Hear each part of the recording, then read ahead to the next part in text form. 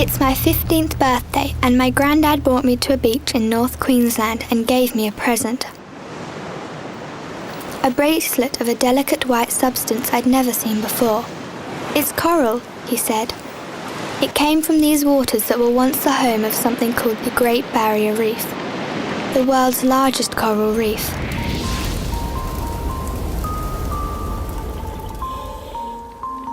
I hadn't heard of coral reefs. They hadn't existed in my lifetime. But only a few dozen years ago, they were all around the Earth, mainly in the oceans near the equator. Coral reefs were known as the rainforests of the sea, a haven for marine life and one of the most diverse ecosystems on the planet. But by the end of this century's first decade, they were already disappearing and dying at an alarming rate, and all the species that depended on them too. Like the parrotfish that fed on chunks of coral, these fish worked together with marine worms and sponges to produce the coral sand that created beautiful white sand beaches.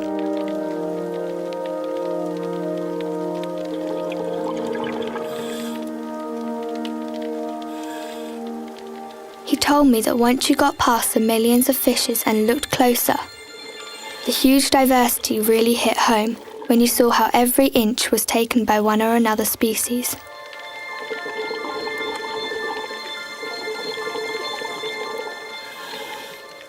The secret lives of the tiny creatures were carried out in this complicated structure. There were harlequin shrimps that would keep their starfish prey alive and harvest parts from it. Sea hares would keep the algae in check, and cleaner shrimps worked hard to maintain the reef's fish.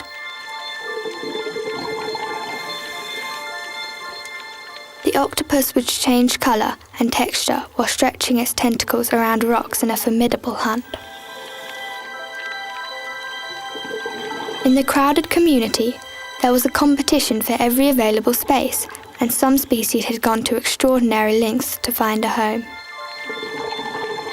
Like the clownfish, which found shelter in the stinging tentacles of sea anemones, the other fish tried desperately to avoid. But their shelter became useless as the reefs gradually started to bleach and then collapse through ocean acidification. The clownfish became confused by these changes and couldn't find their anemone hosts.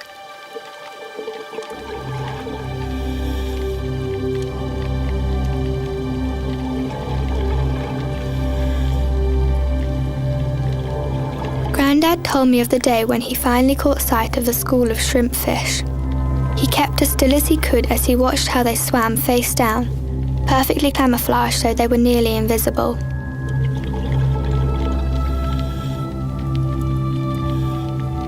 Little did he know that he would never see these amazing fish again.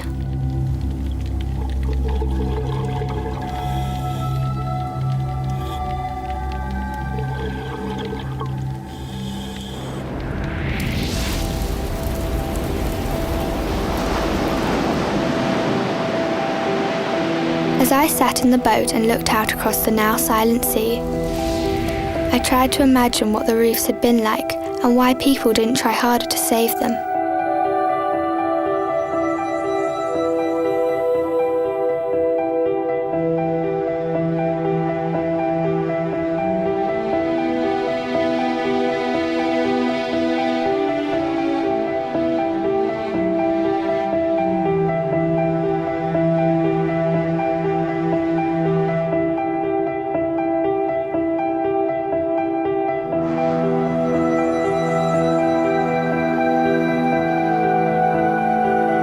Stony corals owed their success as reef builders to symbiotic algae called zooxanthellae. They provided almost all of our corals' nutritional requirements. These zooxanthellae were sensitive to temperature changes.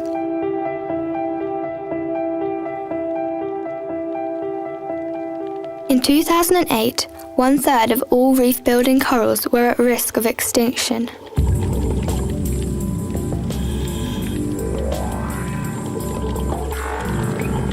By 2009, an estimated 19% of the world's coral reefs had already been lost. 35% more were seriously threatened. This was the time to act, Grandad said.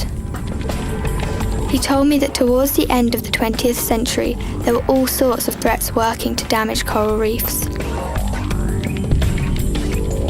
There were plagues of coral predators like the crown-of-thorns starfish. But the reefs were also being destroyed by coastal development and deforestation, pollution from agriculture, sewage, disease, overfishing, and destructive fishing practices. All of these threats were happening right in front of everyone's eyes. People knew, and some tried to stop them, but not enough was done.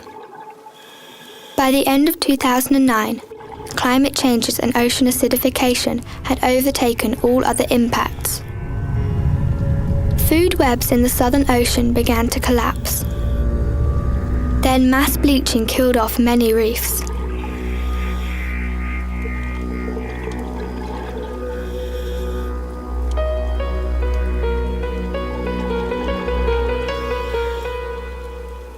The changes in the chemistry of the seawater meant that the corals couldn't grow properly.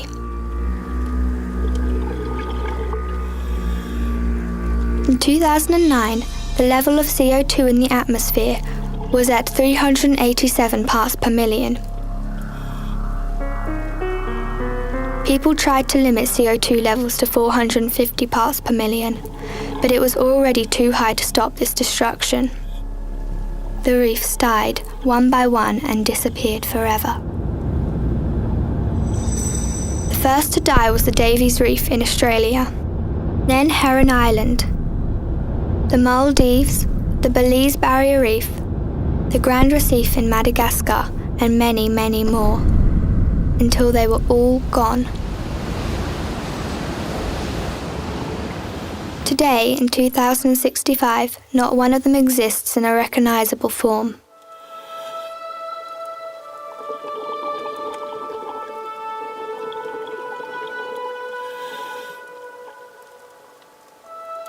I've only ever known degraded and slimy piles of rubble that Grandad told me were reefs. It is almost impossible to imagine.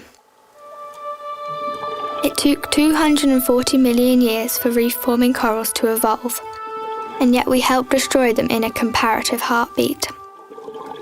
I stare with awe at these fragments in my hand and wish that I could have seen them still alive. But for that to have been possible, the atmospheric CO2 level had to be reduced below 350 parts per million.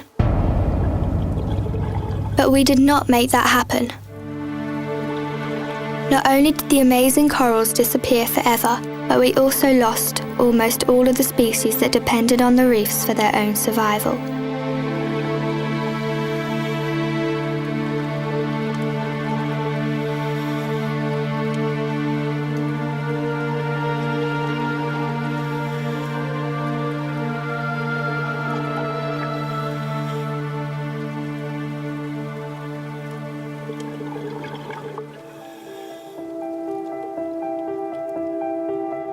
It's a crime that people didn't try harder.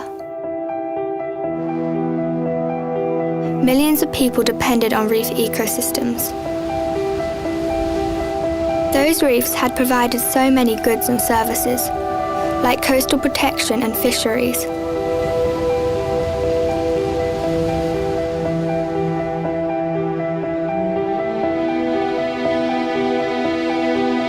After reefs collapsed, seagrass beds followed.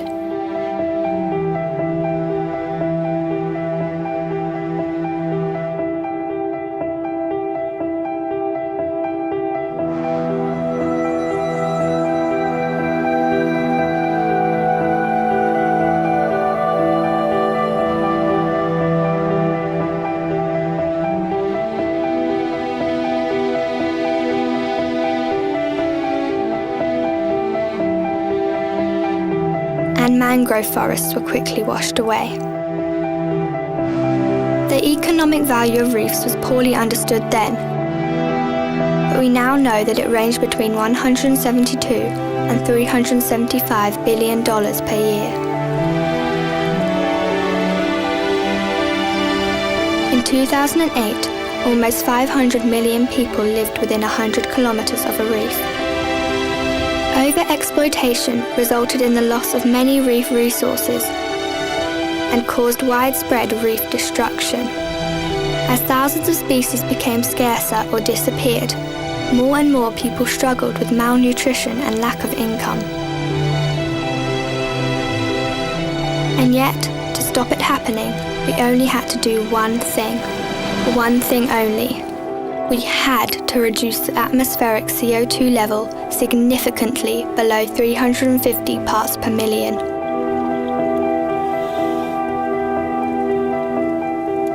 But we didn't. Now, 10 years after the last coral reef dissolved out of existence forever, we sit on Grandad's boat looking out over dead waters, and he wishes we could invent a time machine and go back to the point when we realised something was seriously wrong. I asked him what year we would go back to. When was the turning point? Without hesitation, he says, 2010. 2010 is the year we should have sat up and taken notice. 2010 is the year we should have finally taken action to prevent this destruction, this loss of life. 2010 is the year we should have finally made a change. Could we?